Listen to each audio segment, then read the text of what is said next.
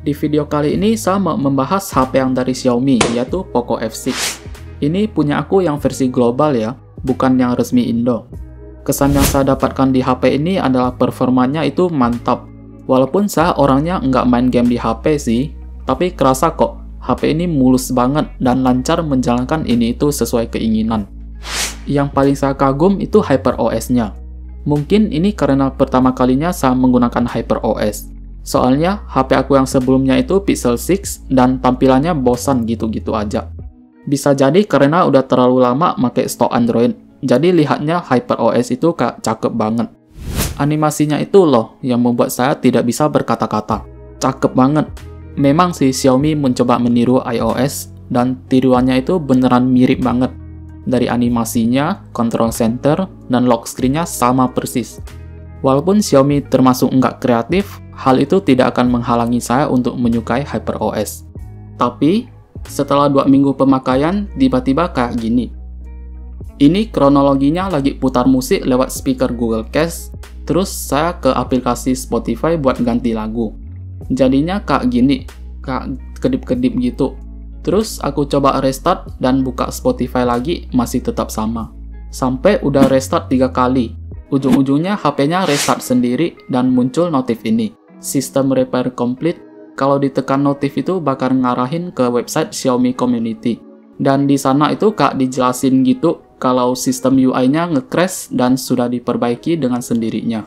Terus aku langsung sadar kalau posisi quick settings-nya balik lagi seperti bawaan awal dan ada beberapa settingan juga berubah kembali ke bawaan HP-nya. Ini aneh banget sih, padahal HP-nya nggak saya root atau oprek aneh-aneh. Bayangkan kalau lagi situasi penting-pentingnya, terus masalahnya kambuh seperti ini. Tentu sangat fatal, dan pastinya kapok mau pakai HP Xiaomi lagi. Saya harap yang versi resmi Indonya nggak ada masalah seperti ini ya. Versi HyperOS yang dipakai versi 1030. Semoga aja Xiaomi bakal perbaiki bug ini di update ke depannya. Untuk bloatware-nya, kalau yang nggak bisa dihapus itu saya pindahkan ke satu folder, supaya tidak kelihatan berantakan. Overall, saya pakai buat daily driver, nggak ada komplain kok. HP ini hampir perfect bagi saya. Kameranya oke, speaker bagus, layar bagus, performanya kenceng, HP-nya juga ringan dan tipis. Tapi entah kenapa rasanya baterainya kak cepat habis ya. Atau cuman perasaan aku aja. Kayak sehari itu bisa cas beberapa kali. Untungnya casnya lumayan cepet. Pakai kepelak casan bawaannya yang 90 watt itu, cas 5 menit aja udah dapat 20-an%. Ditinggalin bentar udah penuh. Pas lagi dicas HP-nya agak hangat dikit sih, tapi masih batas wajar kok suhunya. Dan yang soal baterainya cepat habis, itu mungkin faktor chipset baru ya. Jadi masih banyak butuh optimasi lagi buat softwarenya. Kalau dibilang faktor layar 120Hz itu masih ragu sih. Layarnya itu 120Hz, kalau lagi idle, frame rate-nya itu bakal turun ke 60. Tapi kalau brightness-nya diturunin ke bawah 50%, dia itu tetap stay di 120 dan enggak turun-turun. Ini normal sih, sama seperti HP AMOLED biasanya. Kalau menurut saya sih, lebih ke masalah softwarenya. Dari dulu kan memang MIUI terkenal dengan masalah boros baterai.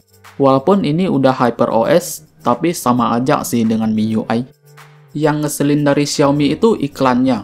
Bayangin aja, aplikasi bawaan kayak file manager itu diselipkan iklan. Kayak gimana gitu, langsung malas rasanya ya. Jadinya aku pakai file manager dari Google. Dan satu hal yang nggak aku suka pakai HP yang punya skin Android sendiri ya gitu. Vendornya itu masukin aplikasi mereka dan aplikasi dari Google yang fungsinya itu sama. Kayak HP-nya itu punya 2 aplikasi file manager gitu. Jadi bingung bro mau pakai yang mana. Bukan cuman file manager aja sih, banyak aplikasi produktivitas yang double. Misalnya kayak Notes dan Google Keep, Gallery dan Google Photo, Calendar dan Google Calendar. Jadinya dilema bro mau pakai yang mana. Dan yang menjadi masalahnya, app Google-nya itu kadang ada nggak bisa dihapus. Mungkin untuk beberapa orang ini bukan masalah yang besar ya, tapi bagi aku ini agak mengganggu sih. Jatuhnya HP itu kebanyakan aplikasi gitu, yang nggak kepake. Kelihatan berantakan gitu. Inilah alasannya saya lebih memilih stok Android ketimbang Android Skin.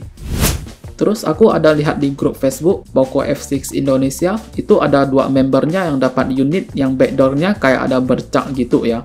Kelihatan kayak bekas keringat tangan. Tapi di komen ada yang bilang ngembun, ada juga yang bilang kepanasan. Tapi kayaknya ini gara-gara bahan backdoornya jelek deh, atau kesalahan pas diproduksi bahannya. Tapi ini cuman pendapat aku aja sih. Ngeri-ngeri sedap ya beli HP Poco. Quality check-nya sih harus diperhatikan lagi. Tapi balik lagi, ini harganya udah murah. Jadi nggak bisa banyak komplain juga ya. Di sini masih ada fitur yang saya suka dari Xiaomi dari dulu, yaitu Air Blaster.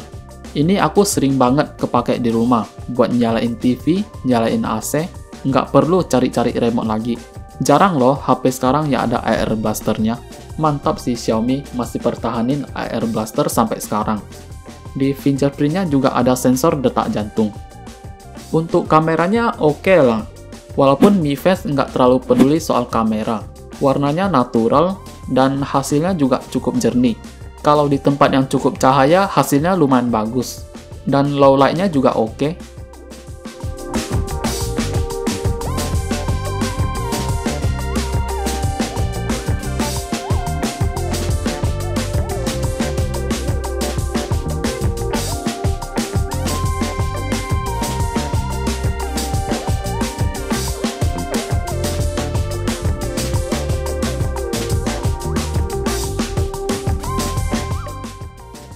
Videonya bisa merekam sampai 4K 60 fps dan juga bisa merekam video HDR 10+.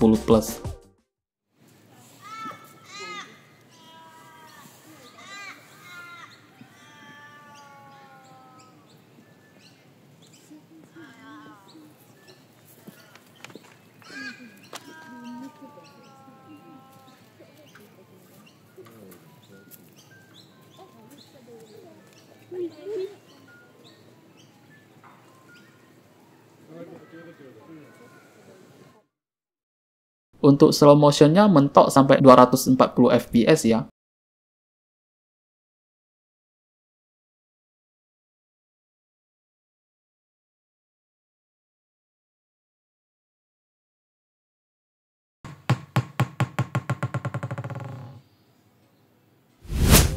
Kesimpulannya, Poco F6 ini tentu HP yang sangat worth it untuk harga 5 jutaan. HP ini sudah memberikan layar yang jernih, speaker yang bagus, kamera bagus, performa kenceng, casnya juga cepat, dan baterainya yang lumayan. Bagaimana pendapat kalian soal Poco F6? Demikian videonya, sampai di sini saja. Terima kasih sudah menonton dan sampai jumpa di video berikutnya.